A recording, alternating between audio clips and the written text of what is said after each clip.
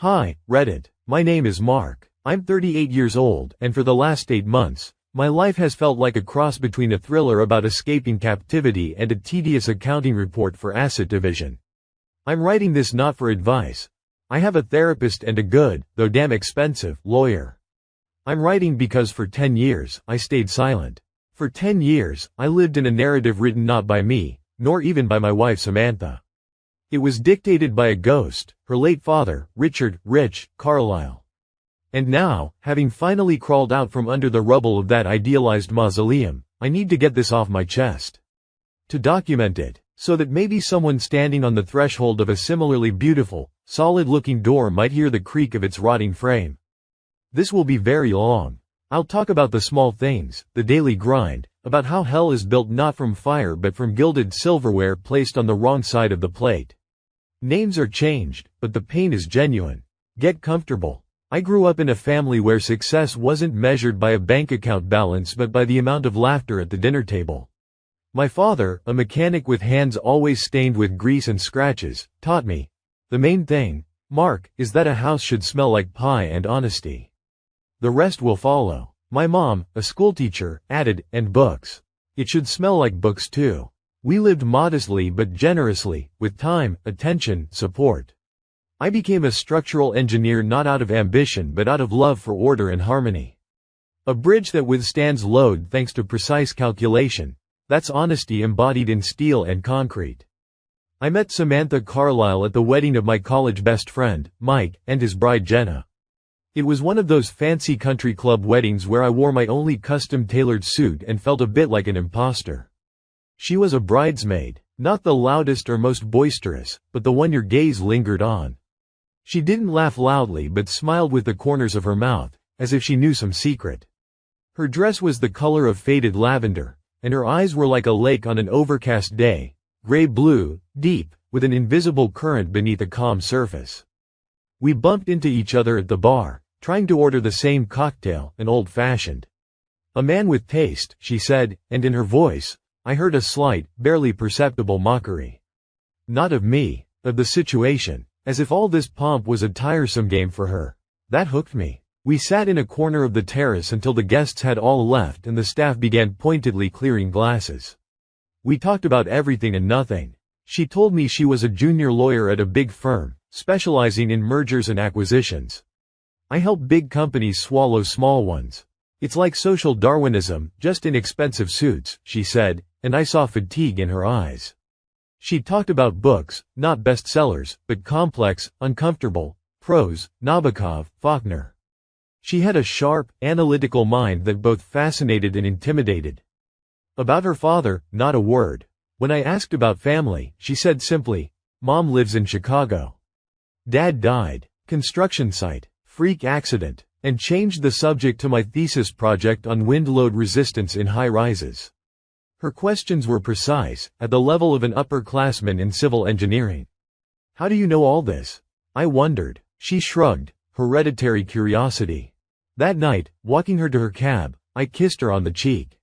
She froze for a second, then responded with a light touch of her lips to the corner of my mouth. "You're not like the others here, Mark," she whispered. I took it as a compliment. Now I understand. She meant I was raw material. Unspoiled. Not carved to fit someone else's standards. Malleable. Our first dates were magical. She brought an element of unpredictable intellectual daring into my orderly life. She could call midweek and say, "There's a new Russian avant-garde exhibit at the museum. Let's go. I'll pick you up in an hour." And we'd go. She talked about art as if she were unraveling a complex legal case, finding hidden connections and subtexts. I was falling head over heels, but with a peculiarity. I knew almost nothing about her past. Her childhood, teenage years, father, it was all shrouded in a dense, yet elegant, fog. To my cautious questions, she answered with generalities. Dad was a builder. Self-made. He achieved a lot, that was it. I thought it was grief from the loss, not to be prodded. I was so tactful, so understanding. My first visit to her world happened 6 months in. She invited me to dinner at her mother's townhouse in the prestigious Lincoln Park neighborhood of Chicago. Evelyn Carlisle met me at the door. A woman in her 60s who looked 50, dressed with that impeccable simplicity that costs a fortune. Her handshake was dry and cool, her gaze appraising, as if checking me against some caliber. The house wasn't a house. It was a gallery dedicated to the life and achievements of Richard Carlisle. There wasn't a single room where his face didn't watch you from a photo, portrait, or honorary plaque. He was everywhere. Skiing in Vail, at the helm of a yacht, surrounded by politicians at some reception, with little Samantha on his shoulders in front of a newly built skyscraper. I recognized that skyscraper. It was the Carlisle Tower, one of Chicago's landmarks. "Dad built that when I was 10, Samantha said, noticing my gaze. In her voice was that note I would hear 1,000 times later, pride mixed with reverent awe. "He said it was my 10th birthday present. Here, kiddo, your name in the sky." And he actually had a plaque with my name installed at the base, where they list the engineers and architects. Samantha Carlisle, my muse. During dinner, served by a quiet woman in uniform, Evelyn led the conversation. She asked about my work, my parents. My answers about Dad's workshop and Mom's school years hung in the air, finding no resonance. Her questions were polite, but their purpose was clear, cataloging. Determining my place in the hierarchy. Then she smoothly steered the talk to Rich. Richard always said the main thing in a person is ambition, Evelyn said, adjusting an invisible speck on the tablecloth with her knife. Without ambition, you're just a cog. He started with a hammer and nails and ended with cranes that reshaped the city's skyline. He never settled for less. Sounds like a man of iron will, I remarked politely. Iron? Evelyn allowed herself a slight smile. Titanium, Mark. Absolute. He knew the price of everything and tolerated no compromises. Especially in people. He could tell in a second what a person was made of. Whether they were reliable or not. Strong or weak. Samantha listened, hanging on every word, as if hearing this story for the first time. Her eyes shone. In that moment, I didn't see an adult woman but a girl craving approval. And I, wanting to earn that approval, said, he must have been hard to live up to. Evelyn looked at me directly. Her eyes, as cold and blue as her daughter's, pierced me. One didn't live up to him, Mark. One emulated him. That's a big difference. After dinner, Samantha took me to her father's study. A room where, it seemed to me, even the air was different, thick, saturated with the scent of expensive leather, cigars, and old paper. She walked up to the massive oak desk, ran her hand over the surface. He worked here every night until 3, she said quietly. I'd sometimes wake up, come downstairs, and sit in this chair. He allowed it. I just watched him work. He taught me. Sammy, the world is divided into those who dictate terms and those who follow them. Always strive to be in the first group. To do that, you must be the best. Always. Pressure slipped out of me. She turned, her face serious. It's not pressure, Mark. It's love, his way of loving. He wanted me to be strong, so nothing could break me. That night, back in her impeccable apartment, she was especially tender. And afterward, lying in the dark, she clung to me and said the words I then took as the highest trust. Mom says you made a good impression. That you're solid, reliable. I was on cloud 9. I had been approved. I passed the first stage of selection. The next day, I told Mike all about it over a beer. He listened, frowning. Dude, this all sounds a bit gothic, he said. Father Museum, speeches about titanium will. You sure about this? You don't know her, Mike. She's not like that. She's just misses him. And her mom. All mothers are like that. My mom brags at most about how I won the 5th grade spelling bee. Not about displaying my photos next to the governor. Okay, he took a sip. Just be careful. Don't let yourself get sucked into some, I don't know, family saga. I brushed it off. Mike just didn't understand that depth of feeling. That loyalty. I thought I was lucky to meet a woman who valued family, legacy, seriousness. My own, simple and warm family story now seemed almost mundane, primitive next to this epic saga of a self-made titan and his beautiful daughter. The first real, loud alarm bell rang a year into our relationship. My dad got seriously ill, heart problems. Needed an expensive surgery not fully covered by insurance. For my family, it was a disaster. I, of course, gave all my savings, took leave, and went to Cincinnati to be there.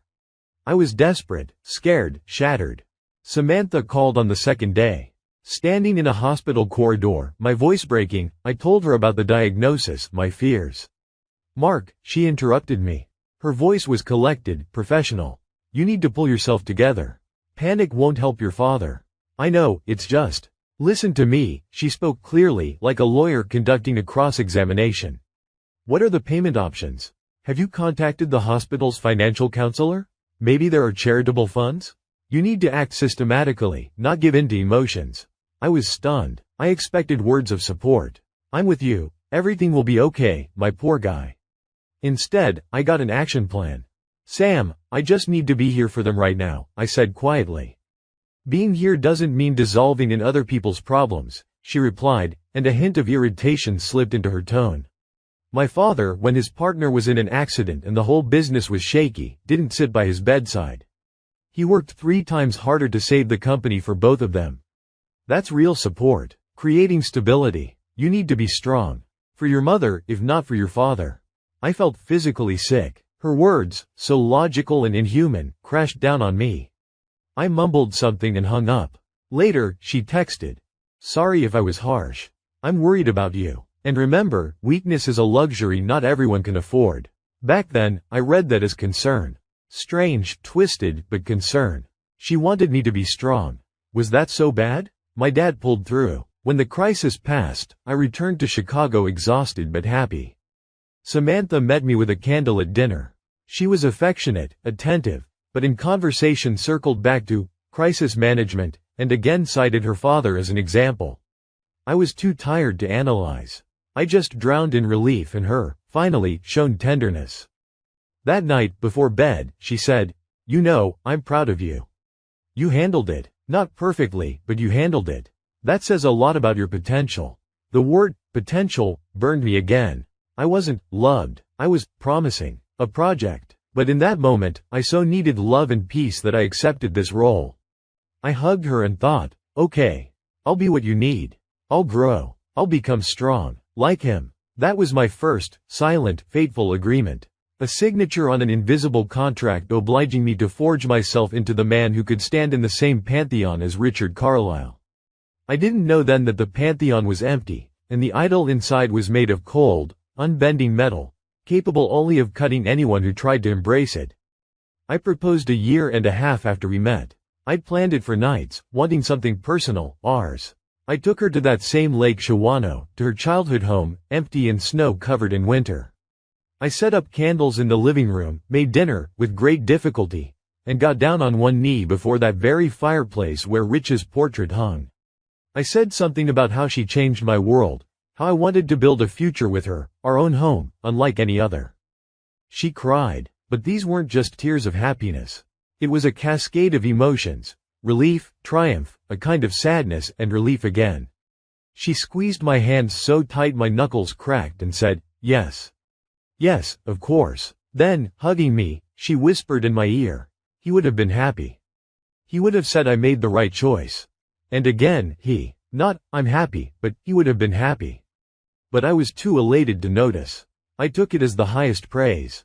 Her father, the Titan, would have approved of me. So I was on the right path. The next day, we went to Chicago to tell Evelyn. She greeted us with champagne already poured. Her congratulations were reserved but approving. Richard always said family is the most important project. And it needs the right foundation. You, Mark, seem a very reliable foundation. More construction metaphors. Me, an engineer, should have been flattered. But something chilled me inside. Wedding planning began immediately and fell entirely under Evelyn's jurisdiction. Samantha, usually so independent and decisive, turned into an obedient executor of her mother's will in all wedding matters. Every meeting with a wedding planner, the best in Illinois, of course, was dictated by Evelyn. Color scheme, sky blue and platinum. Those were Richard's and my colors. He said blue is the color of ambition and expanse, platinum is strength, Evelyn announced at the first meeting. "Mom, maybe we could think of something more, autumnal? Gold, burgundy?" Samantha ventured cautiously. Evelyn looked at her over her glasses. "Sammy, darling, you don't want your day to be just another pretty wedding, do you?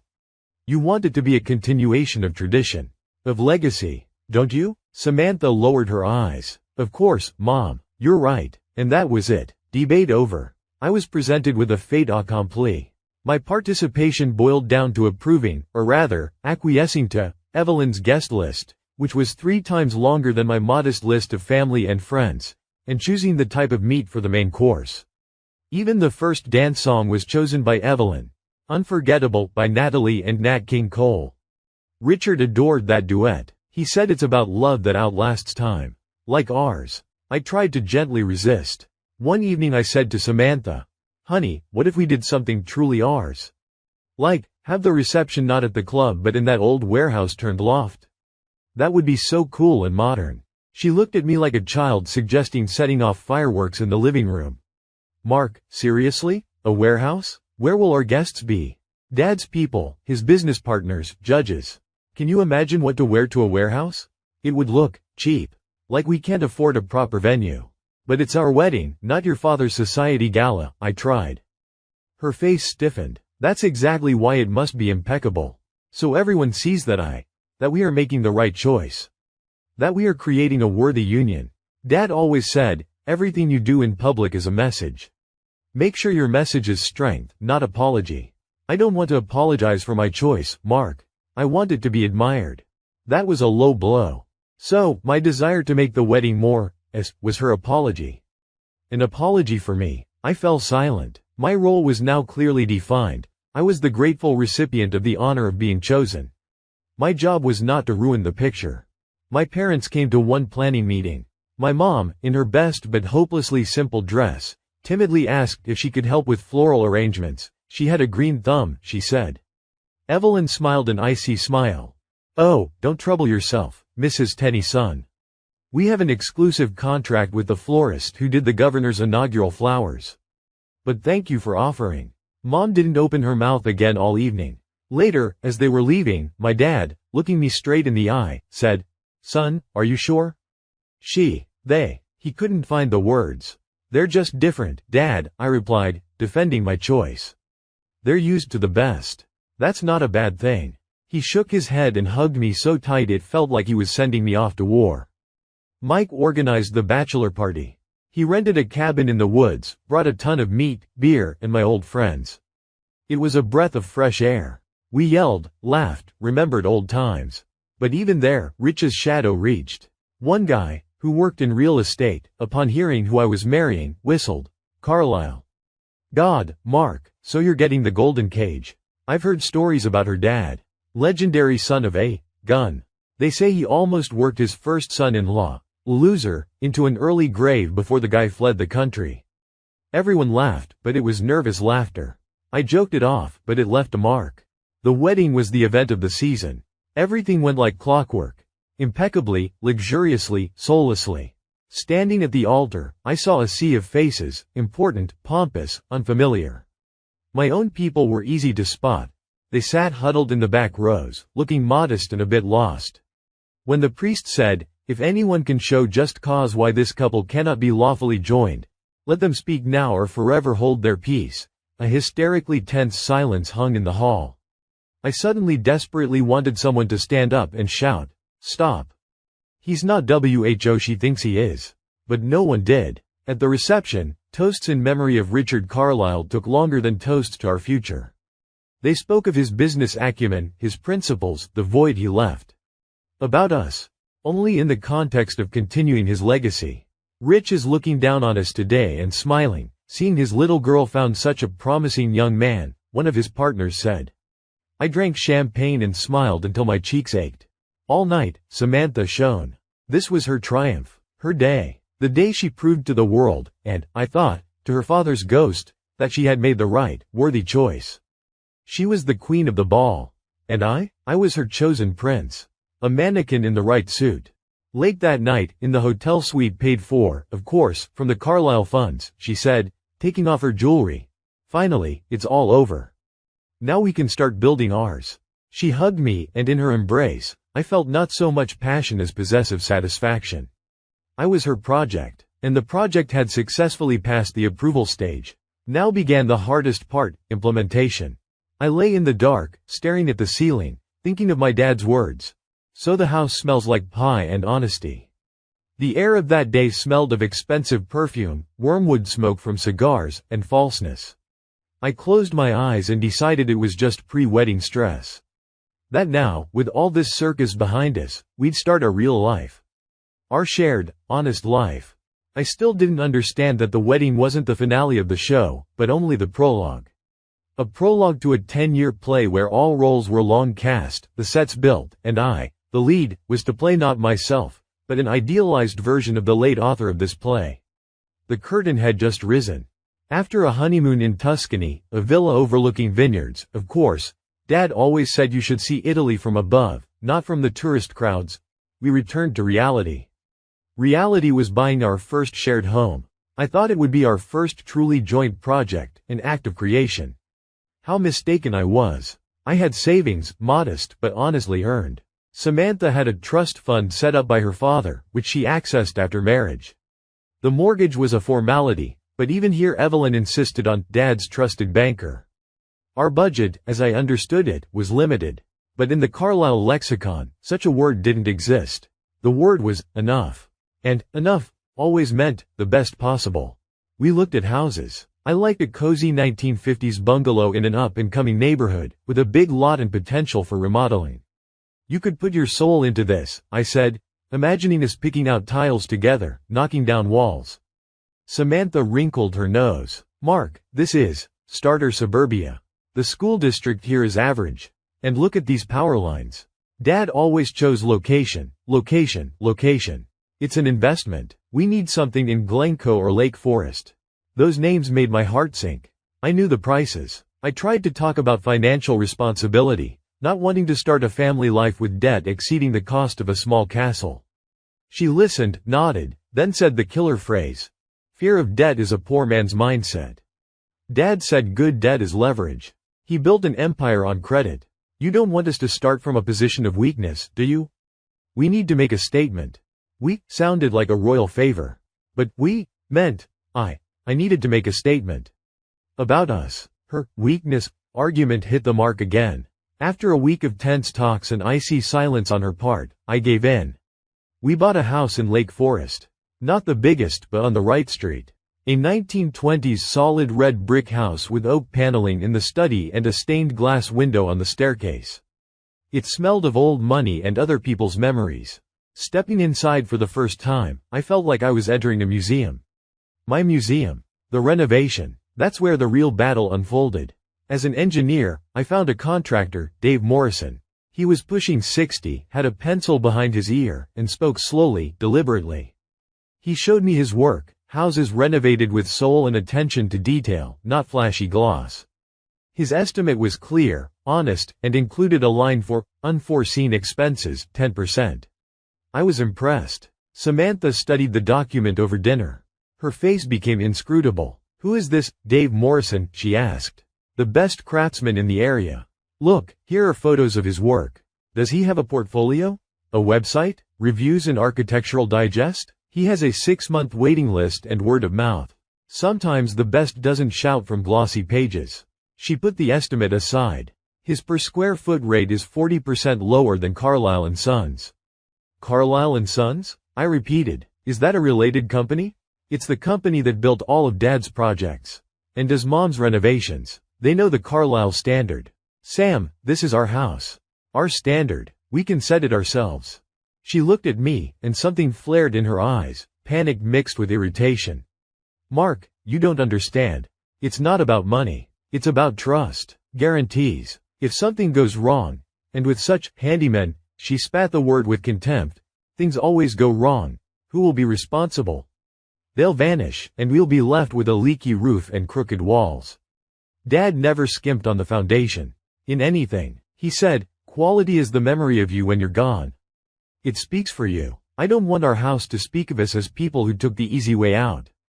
That stung. Easy way out. I'd spent dozens of hours researching the market, meeting contractors. Dave wasn't the easy way, he was the best choice.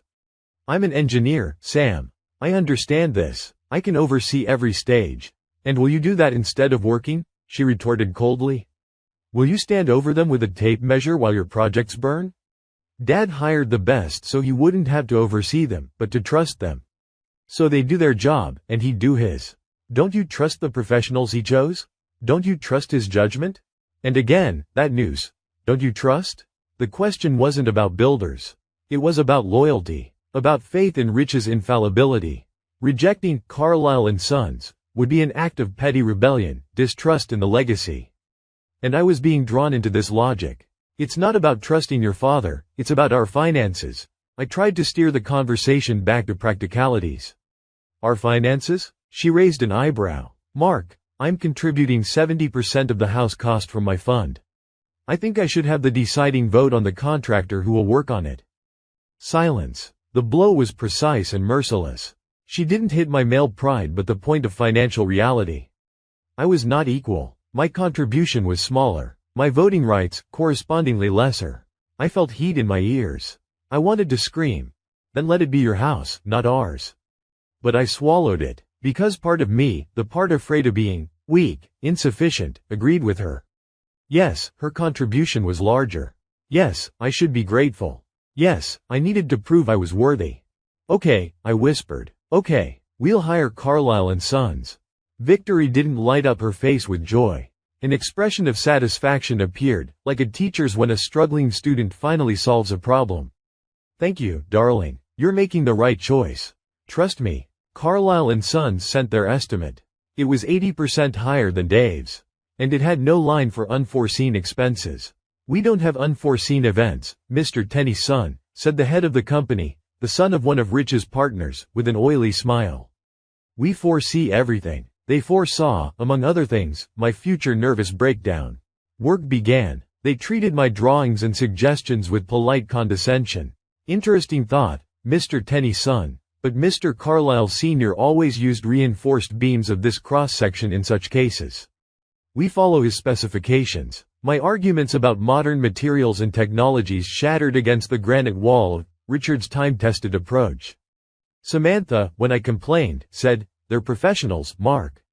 Let them do their job." I started staying late at work just to avoid watching our house. The house that was supposed to reflect us turned into a replica of her parents' estate. The study was an exact, slightly scaled-down copy of Rich's dark oak, built-in bookshelves, a leather armchair. I objected. I need a place with good light for drafting, for models. Dad always said the study is the brain of the house. It should be focused, serious. Light is distracting, was Samantha's verdict. Heavy drapes appeared. My only victory was the workshop in the basement. I insisted. I need a place where I can tinker, get my hands dirty. She agreed reluctantly. Just please, put all those tools out of sight when we have guests. It doesn't look great. The house was finished in 6 months. It was perfect, impeccable, sterile. When we moved in, the echo of our footsteps resounded hollowly through the empty, perfectly leveled rooms.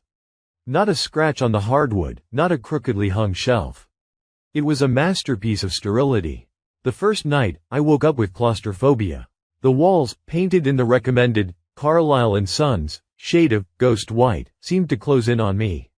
I went out to the backyard, sat on the steps, and smoked in the dark, listening to a dog bark somewhere far away. Our house didn't smell of pie or books. It smelled of fresh paint, new wood, and melancholy. Life settled into a rut, a groove that seemed predestined. My career progressed. I became a senior engineer, then a small team lead. The money was good, but it flowed out like water into sand.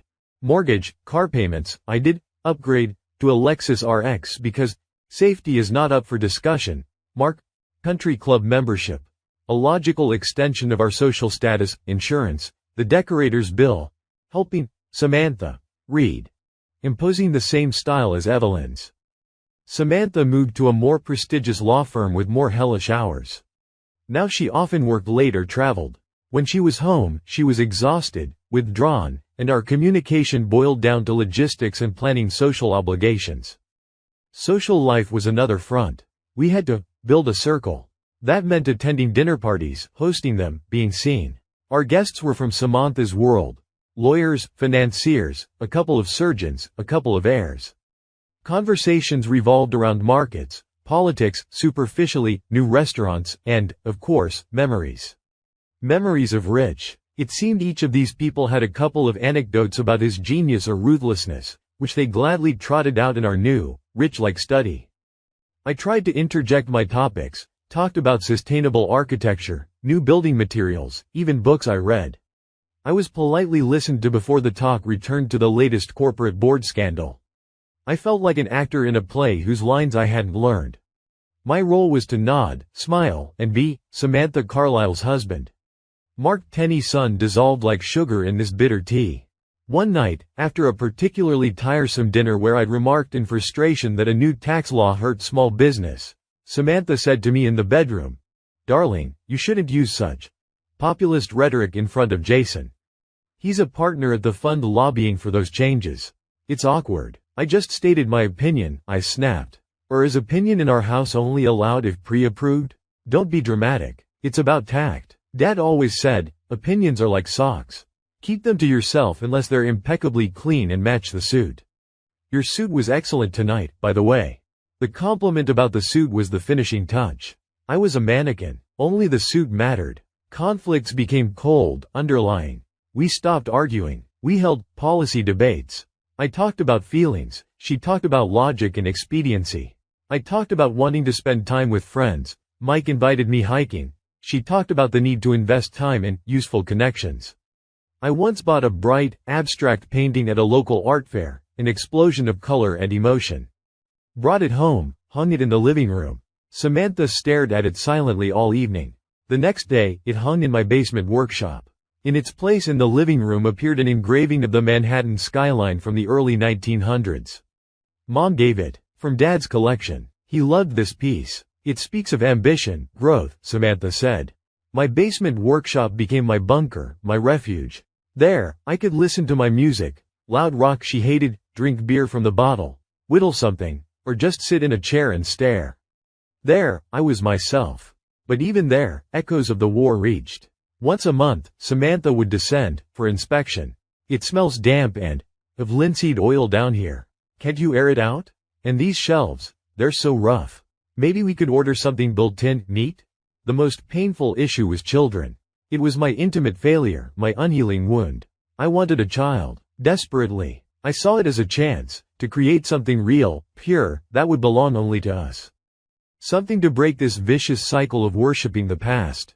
To fill this sterile house with laughter and life. When I first broached the subject seriously, Samantha froze. We were having breakfast. "Children?" she echoed, as if I'd suggested flying to Mars. "Mark, we've talked about this. Now is not the time. When will it be time?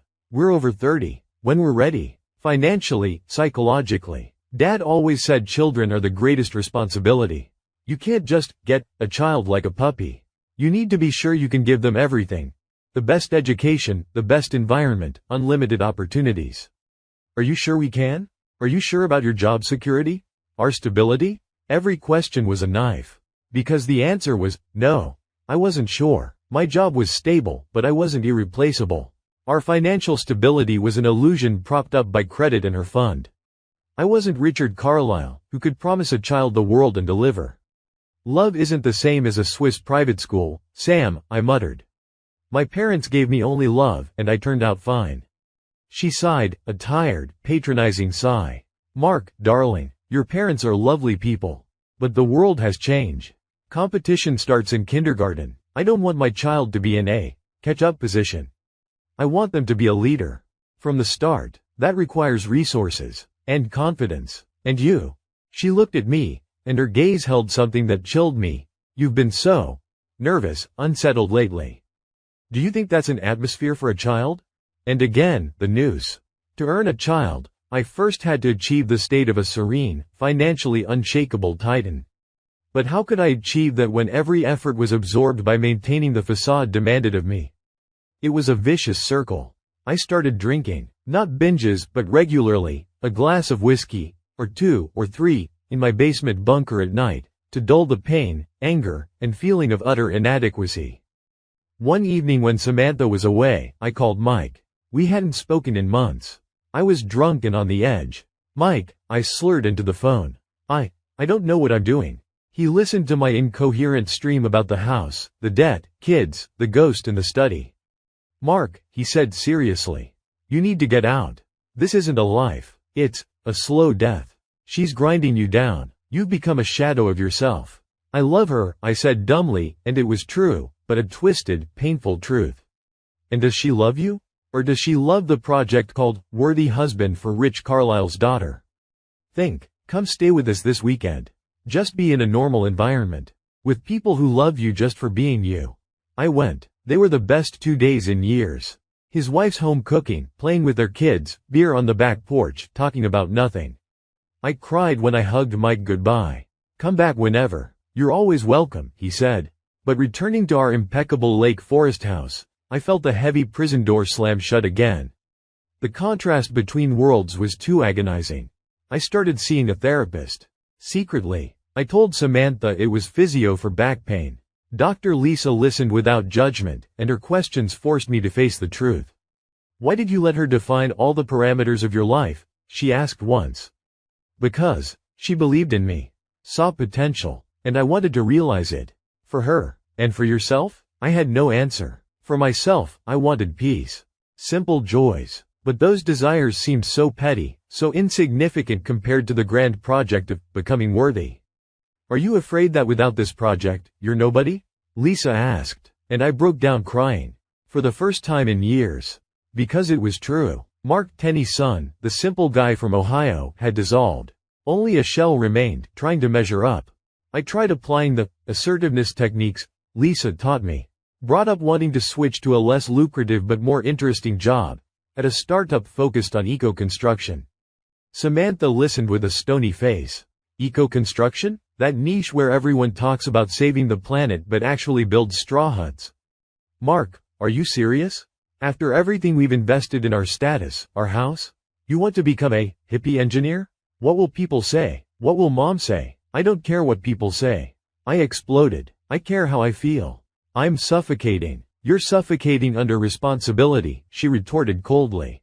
Under adult life. Dad always said a man is defined by how he bears his burden, not by how he sheds it to make things easier.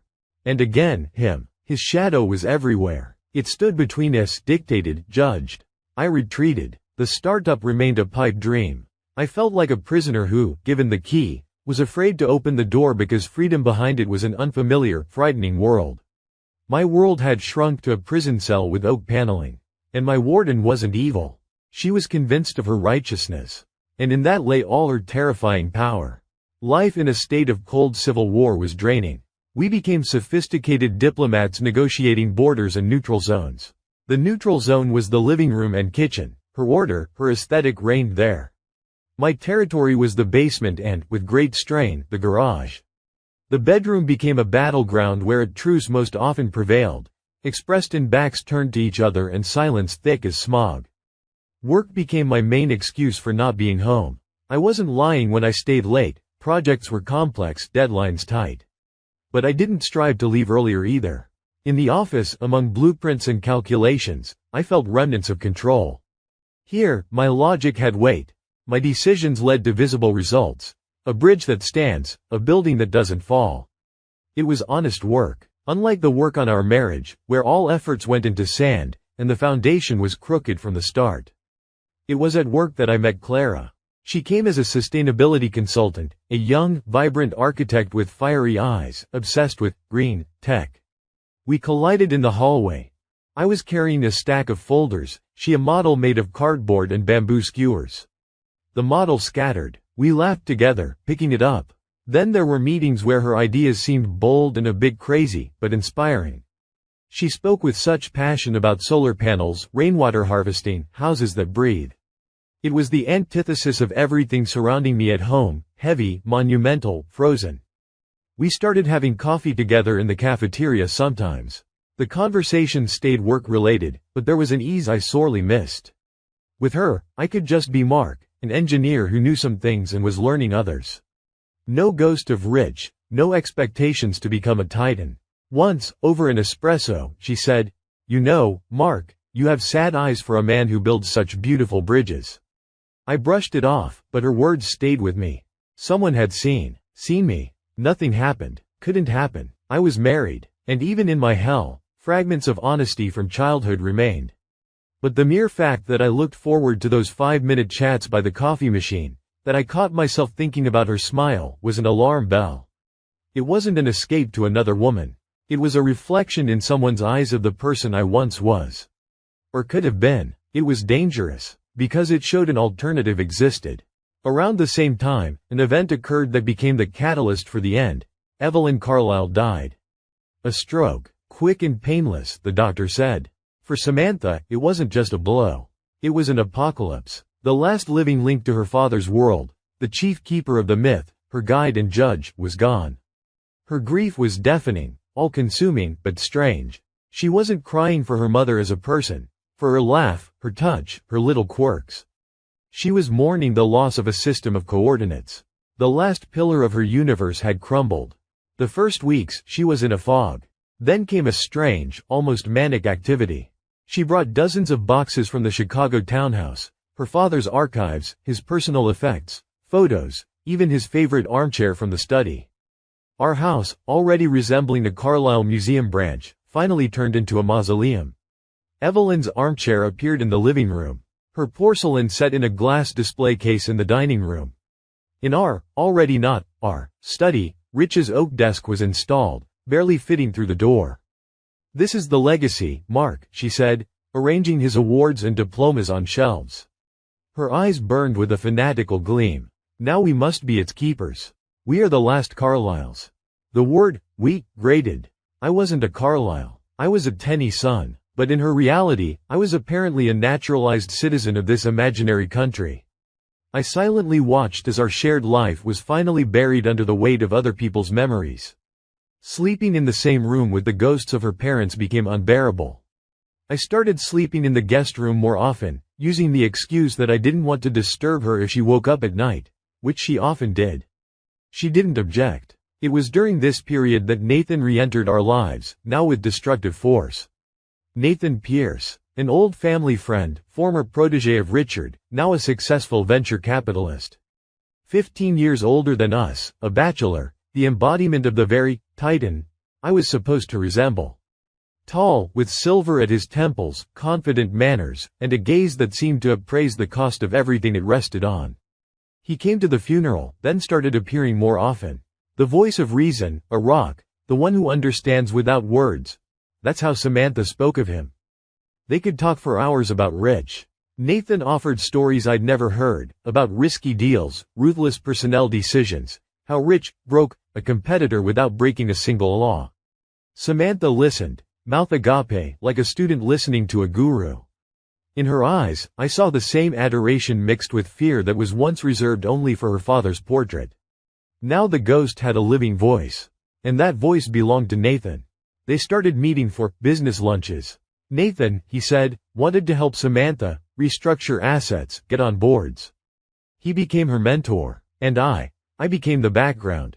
When he came for dinner, the conversation was in their language, mergers, funds, strategies. I sat, poked at my food, and felt like an uninvited guest at my own table. Once, when I tried to comment on the local economy, Nathan looked at me over his wineglass and said with a slight smirk, "That's cute, Mark." Very humanistic view. Rich always said the market is a jungle. There's no room for sentiment there. Samantha nodded approvingly. Suspicion grew like mold in the basement. I checked her phone. Something I'd never done before, despising myself for it. The correspondence was professional, but there was a degree of intimacy, a frequency of messages, midnight, 6 a.m. weekends, that went beyond mere mentorship. She wrote to him, "I don't know what I'd do without your advice. You're the only one who really understands what I'm going through. Dad would be so proud, seeing you carry on his work." He wrote back, "You're so like him when you talk about this." The same strength, the same clarity of mind. It wasn't a physical affair. It was something perhaps more dangerous, an emotional capitulation. She was giving him the part of trust and admiration that, in theory, should have been shared with me. He became the personification of everything I couldn't give her. A direct link to her father, belonging to the world of titans, absolute, unquestionable, rightness. I tried to talk to her about it. Asked what Nathan was to her. "He's like a big brother, Mark. He's helping me cope. After Mom, you know how hard it is. You're so wrapped up in your work," she said without accusation, stating a fact. "I tried to be there, Sam. But you push me away. You talk to him about things you never discuss with me. Because he understands." A note of hysteria entered her voice. "He lived in that world.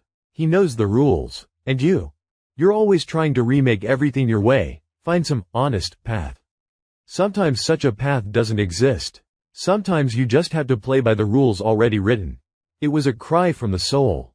Her soul. She didn't want an honest path with its uncertainty.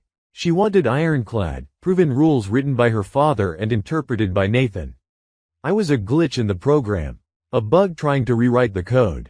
That same night, I went down to the basement, took the toolbox my father had given me, and threw it against the wall.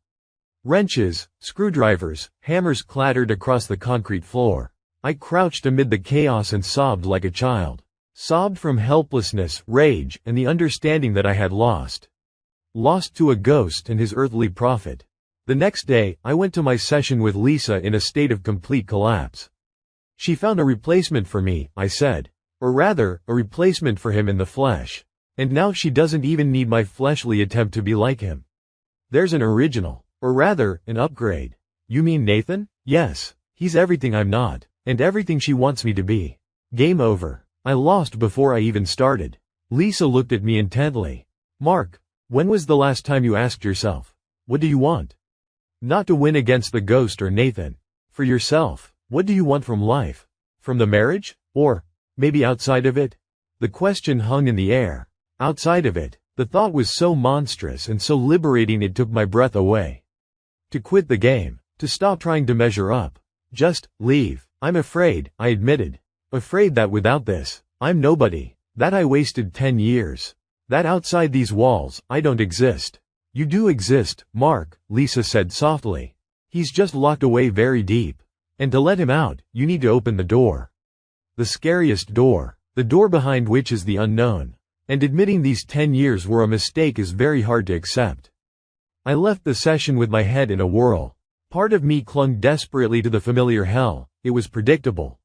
Another part, a quiet, nearly crushed voice from childhood, whispered, it smells like pie and honesty. There's neither here. The decisive push came at that infamous dinner at the banker's. I've described the story, but not what happened inside me in that moment. When Howard Banker, laughing, told the story of Rich firing the foreman because of his wife's labor, I wasn't watching him. I was watching Samantha. And Nathan, who sat beside her. She wasn't looking at Banker. She was looking at Nathan. And Nathan, catching her gaze, nodded, approvingly, understandingly. As if to say, yes, that's a real move. That's steel. And on Samantha's face blossomed a smile of deep, unconditional agreement. Pride. It wasn't just pride in her father. It was pride in belonging to the tribe for whom such acts were the norm. The tribe I could never belong to. And didn't want to. In that instant, the whole picture snapped into place. I saw not just a story about cruelty. I saw a value system. A system where human suffering is weakness, compassion is a vice, and ruthless efficiency is the highest virtue. And my wife didn't just accept this system. She worshipped it. She wanted me to become part of it. And I, trying to be good enough, had spent 10 years bashing my head against this granite wall, hoping it would soften. It hadn't. It had only cracked my skull. A quiet, cold click in my head. The anger left. The resentment left. Even the pain left. Absolute, icy calm and clarity arrived. I looked at this woman, my wife, and felt nothing but immense, cosmic fatigue and pity. For her. For myself. For both of us, who had played this insane game so long and so hard. The drive home, her hysterics, my final words. It was all a formality. The contract was torn up in my head during dinner. The moment I saw in her eyes love not for a person but for a principle. The principle that was her father. When I said, you know, judging by that story, your father was just a heartless bastard, I didn't mean to hurt her. I was stating a fact I had finally allowed myself to see. And her reaction, that screech, that rage, that pathetic fake, was just confirmation. She wasn't defending her father's memory. She was defending her system of coordinates, her compass, which had suddenly pointed out that north was not where she had been heading all these years. She had married a man who was supposed to become a copy of the idol. And got a living person with his own flaws, weaknesses, and, most terrifyingly, his own morality. And that, to her, was the ultimate betrayal. Packing my things that night, I felt no panic, no regret. My hands didn't shake. I acted methodically, like an engineer dismantling a hazardous structure. I took a backpack, a duffel bag, Put in documents, my laptop, a few books I truly loved, an old faded band t-shirt, my dad's gift, a pocket multi-tool. I looked around the bedroom, this lavish, soulless room. My leather wallet, a gift from Samantha for some anniversary, lay on the dresser. I left it there, let it stay with the world it belonged to. Walking downstairs, I saw in the semi-darkness of the living room Evelyn's armchair and Rich's portrait above the fireplace. I walked up to the portrait. The silver head, cold eyes, half smile. You know what, I said quietly to the image. You broke your daughter, but you didn't break me. Goodbye, ghost. I walked out, closed the door, and got in the car. The first gulp of night air, smelling of freedom and autumn damp, burned my lungs. It was the sweetest, most painful, most alive gulp in a decade. The first days of freedom were like emerging from a long coma. All sensations were muted, all sounds deafening. I stayed at a cheap motel on the outskirts, smelling of bleach and old carpet. It didn't matter. What mattered was there were no portraits, heavy drapes, or hollow echoes of estrangement. I sat on the edge of the bed, stared at the wall, driven only by basic, animal needs. Eat, sleep, breathe. The next day, I found a lawyer. Not one who was friends with the Carlyles, but a predator from a firm specializing in complex divorces with high asset levels. Mrs. Hernandez was a short woman with gray hair pulled into a severe bun and eyes that had seen it all. I told her everything, without sugarcoating, without trying to look better. About the ghost, Nathan, the financial inequality, the emotional exhaustion. She listened, taking notes. When I finished, she put down her pen. Mr. Tennyson, you're in for a dirty war. Your wife has the resources, connections, and, it seems, the motivation to make this process as painful as possible. Especially after you dared question the sacred. They will attack on all fronts. Finances, reputation, mental health. Are you ready? I have no choice, I replied. There's always a choice. You can surrender, agree to her terms. It will be faster and cheaper for your nervous system. No, I said firmly. For the first time in a long while, I felt solid ground under my feet. It was the ground of refusal. The ground of, no. I've been surrendering for 10 years. Enough. Hernandez smiled faintly. Good. Then rule 1. No direct contact. Everything through me. 2. Gather all documents. 10 years worth. Bank statements, tax returns, receipts, credit reports. Everything proving your contribution, financial and, more importantly, non-material. 3. Be prepared for your personal life to be turned inside out. Anything to hide? I thought of Clara, our coffee breaks. No, nothing illegal. Illegal is boring. Intimate is interesting. Any hints of your inadequacy, instability. You said you saw a therapist. They may subpoena the records. Be ready. The first attack came a week later, as Hernandez predicted. A letter from Samantha's lawyer, a Mr. Thornton. A dry, 15-page document full of legalese, the gist being. Mark Tennyson, by abandoning the marital home, committed an act of malicious desertion, grounds to deny him spousal support and significantly reduce his share of marital property. Samantha Carlyle Tennyson made a disproportionately greater financial contribution to the family's well-being during the marriage, which must be considered in the division. There is reason to believe Mr. Tennyson suffers from mental instability. Appendix. A printout from my bank card showing regular payments to Lisa M. Terry. Psychotherapy. Calling into question his ability to rationally manage property. Mr. Tennyson, by publicly insulting the memory of Mrs. Carlyle Tennyson, as father, caused her irreparable emotional harm, grounds for a claim of compensation. Reading it, I shook with laughter verging on hysteria. Irreparable emotional harm, from calling her father a bastard? After 10 years of emotional exhaustion on her part? Hernandez, after reading it, just snorted. Standard. An attempt to intimidate and paint you as crazy. Don't worry. Your therapy is your advantage. It shows you took steps to preserve your marriage and mental health in a toxic environment. We'll file a counterclaim. Hernandez's counterclaim was a masterpiece. It described our marriage as a union built on a foundation of emotional manipulation and coercion to conform to unrealistic and destructive standards set by the respondent's deceased father. It spoke of systematic undermining of the petitioner's self-esteem, financial control, creating an environment leading to petitioner's clinical depression and burnout. We demanded not half, but 60% of marital property, considering my non-material contribution to maintaining the lifestyle and status she required, plus coverage of legal costs and compensation for emotional distress. Hernandez called it a preemptive strike. Samantha responded not through her lawyer. She sent me a personal email. "Mark, I can't believe what you've turned our story into. Emotional manipulation, toxic environment. You live in a fantasy world. I gave you everything, a chance to become something more. And you chose to remain a small man. And now you're trying to take revenge on me and my father's memory for your own inadequacy. Nathan was right about you. You're a weakling, and your new shrink is clearly flattering you if you think you can attack my family. Come back, stop this farce, and we can settle this civilly. On my terms. This is your last chance to act like a man." I reread it, each line a lash. But strangely, the pain was sharp, clean, almost pleasant. Because it was the truth. Her truth. And finally, it was voiced aloud, unadorned. Weakling, small man, yes, in her world, exactly that. And thank God, I didn't want to be big in her world. I didn't reply. Forwarded it to Hernandez. "Add to the file," she wrote. Direct threat and insult. Excellent. The war followed all the rules. Endless document requests, depositions, my colleagues, Mike, even my parents gave statements, court hearings constantly postponed. It drained money and energy. I sold the Lexus, bought a used Honda Civic, moved from the motel to a tiny studio. My salary went to the lawyers. I worked obsessively, not out of fear now, but to pay for my freedom. The hardest part was the property division.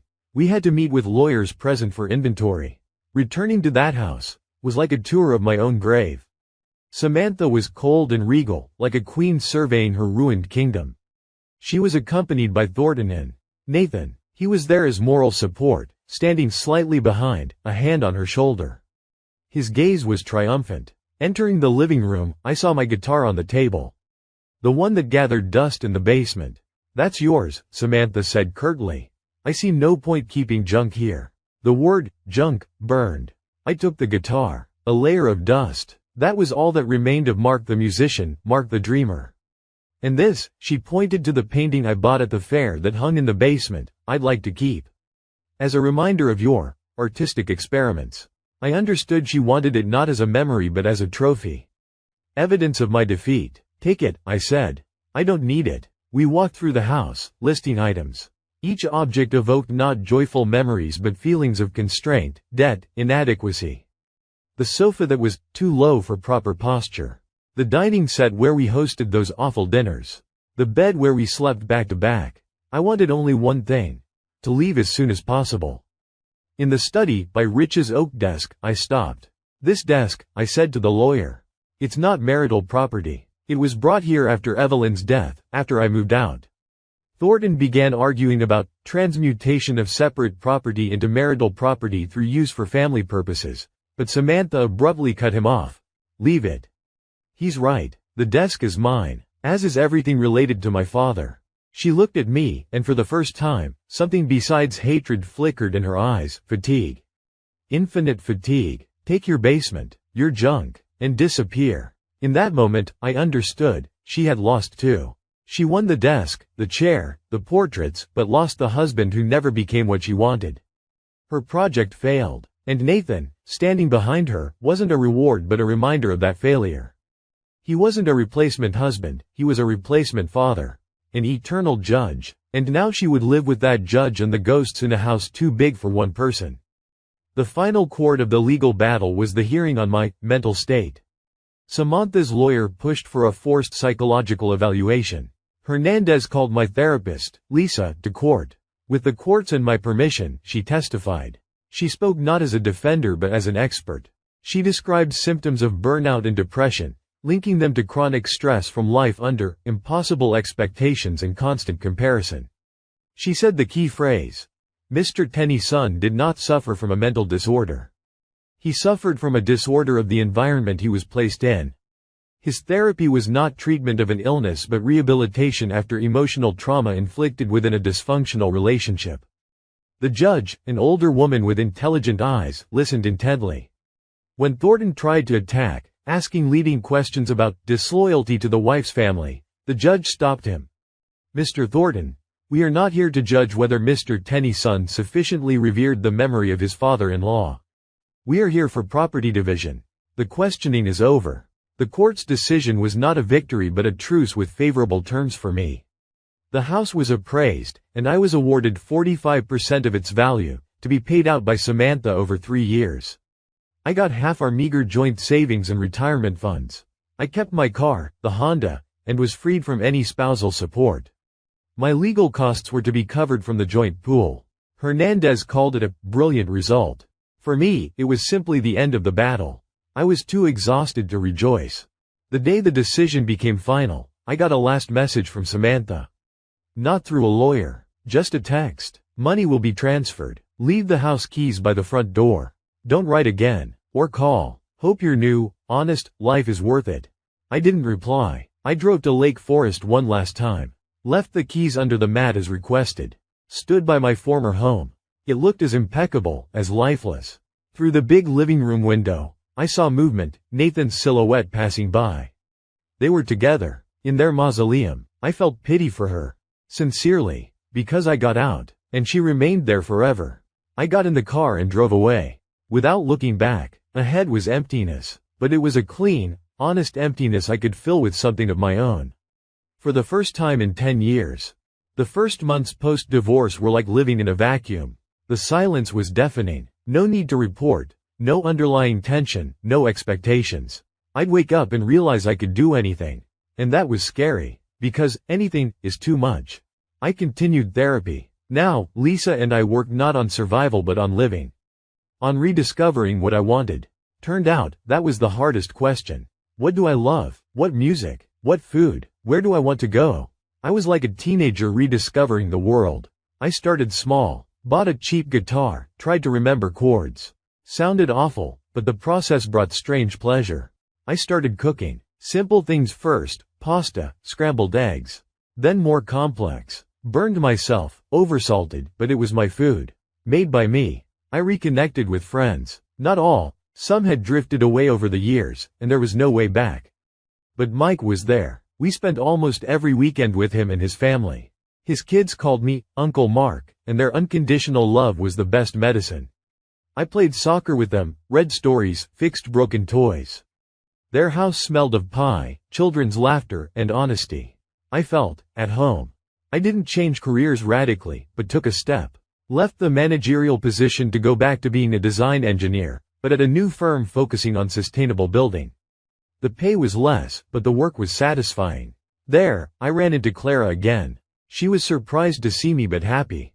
We started talking again, now without the underlying guilt. Once, she invited me to a lecture on eco-villages in Norway.